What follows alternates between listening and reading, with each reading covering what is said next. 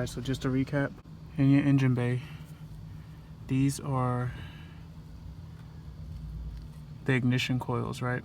So whenever you place your spark plugs, you replace these 6 ignition coils as well. It all comes as one set. This piece right here, this box piece right here, you see this bolt right here? This is called the coil pack. You want to replace that as well. I did not replace the coil pack because I was told by the mechanic that diagnosed this that it had a good spark, but I did replace the ignition coils just because the vehicle's been sitting, and as you can tell from right here, from right here, it's been sitting for a little while. So I just want to prevent the chance of me having any water in there, having any connection issues, whatever the case may be. Now, these down here, I don't know if you can see it. Ooh, probably not. There you go. That's where the ignition coils go. And then they go into a spark plug down there. So you'll see 3 on this side, you see 3 on the other side. Those are already done.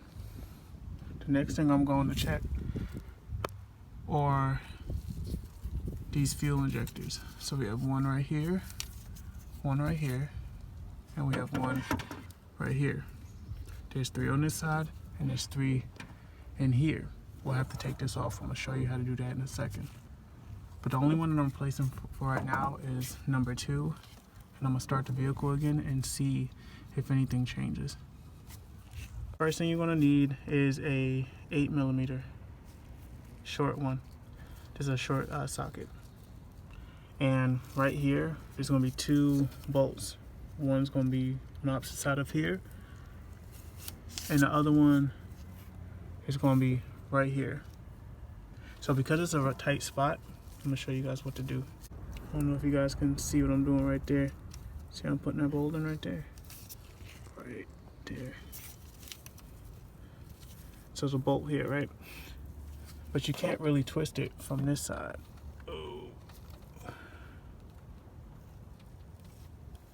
You can't really twist it from this side. There it is right there. Sorry, it's hard to focus. Can't twist it from that side. It's right there. So what I'm gonna do is add a connector to it.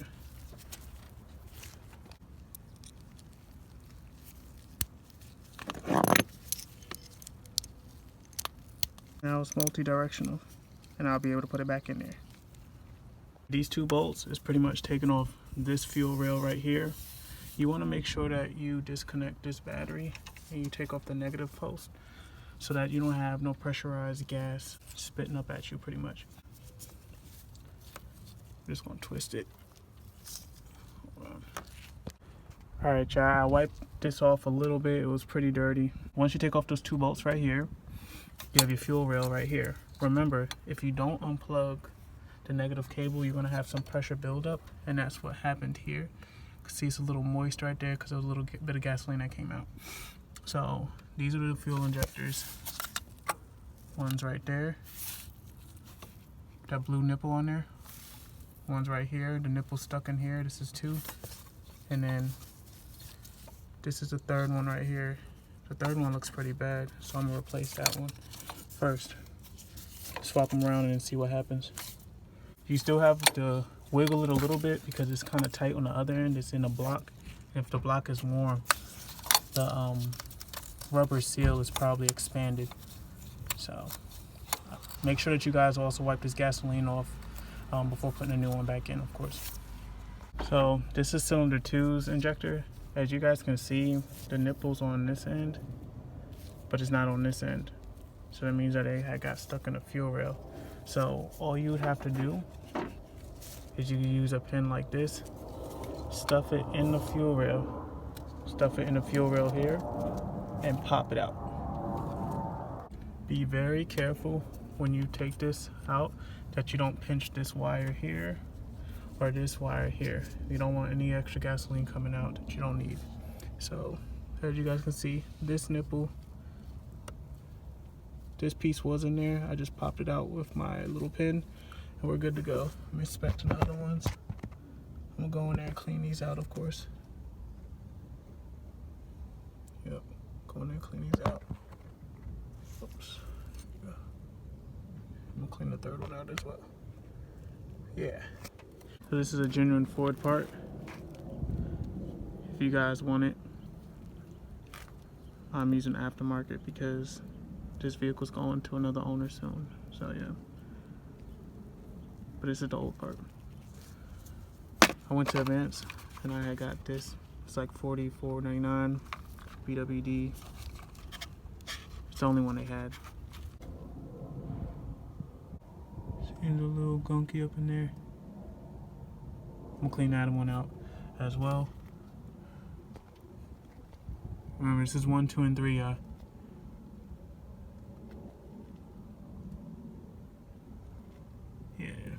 and you want to blow this out too. All that little dirt and stuff that's sitting on there. Yeah. Once I replace them, put it back on, see what happens. But I gotta go to the other side too.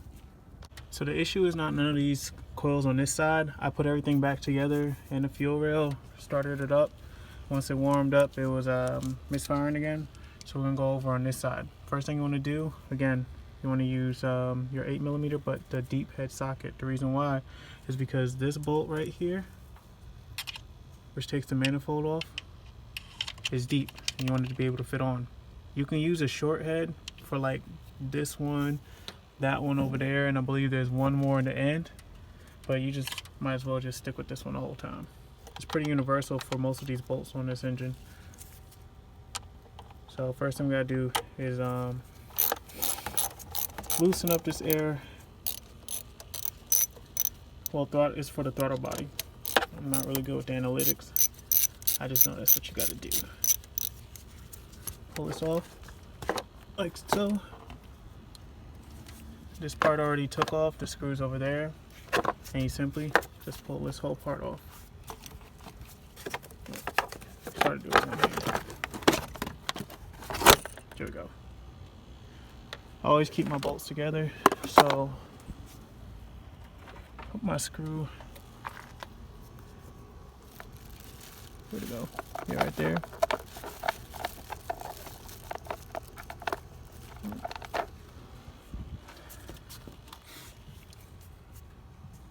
This is fine, you can leave this on here. So next you want to get to this bolt right here. I've done this before, so it's not that bad. And if you pay attention, you can kind of see the fuel injector kind of right there, sticking out.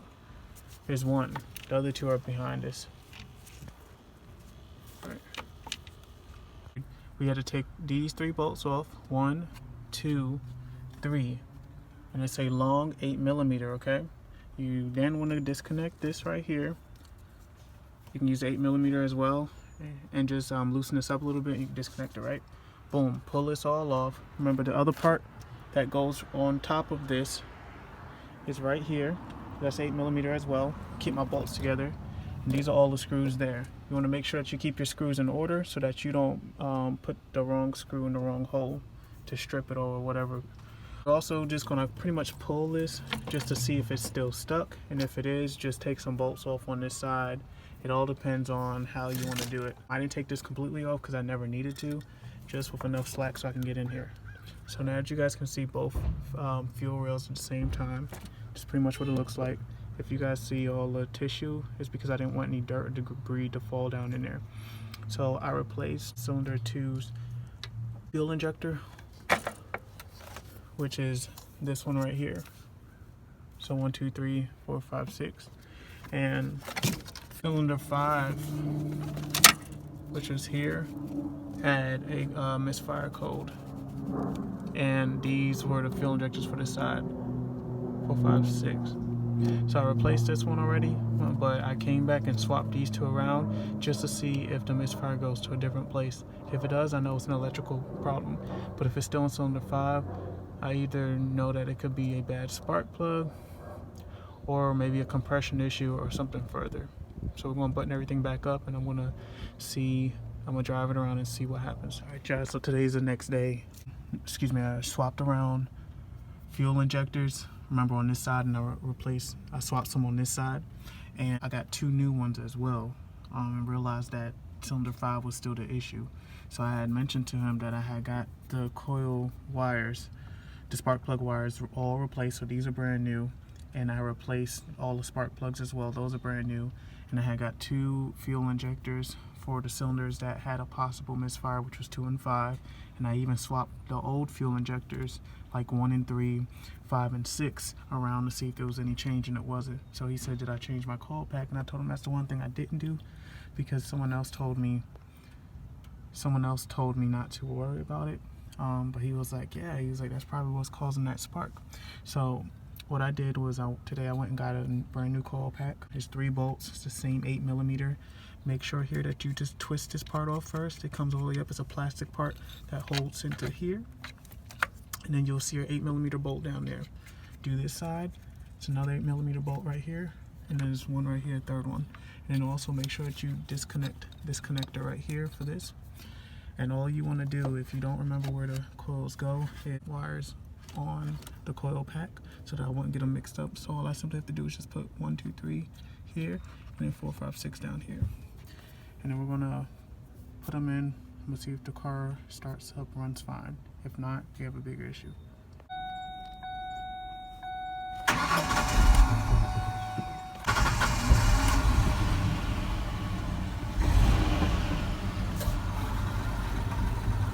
There you go.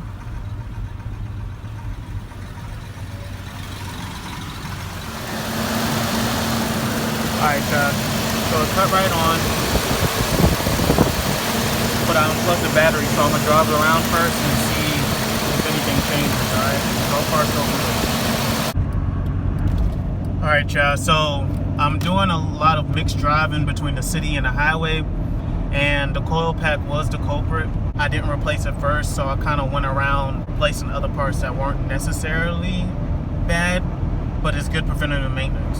So just to recap, if you're having a misfire issue, see where the misfire is coming from. If it's solely one, like mine said Misfire 5, it's going to say 305 if you have a V6 or a V8, V12 or higher. I'm talking about Ford only. From there, the first thing that you want to do is check your spark plugs. Make sure that your spark plugs are good. If your spark plugs are bad, if one is bad, you might as well replace them all. So that's what I did. The next thing I did was replace the spark plug wires. If you still have a code from there, then go to the coil pack. If the coil pack is not the issue, then the last step is to go to the fuel injectors. I skipped this coil pack and went straight to the fuel injectors. Yes, there were some that were bad, but I'm glad I replaced those too. It still didn't run properly. Come to find out, it was simply just a spark issue. Thank you guys for watching. These are just some ways to diagnose it yourself, do it yourself. My mechanic technically just told me what to do, and I went ahead and did it myself because it's that simple. Thanks for watching, y'all. Peace.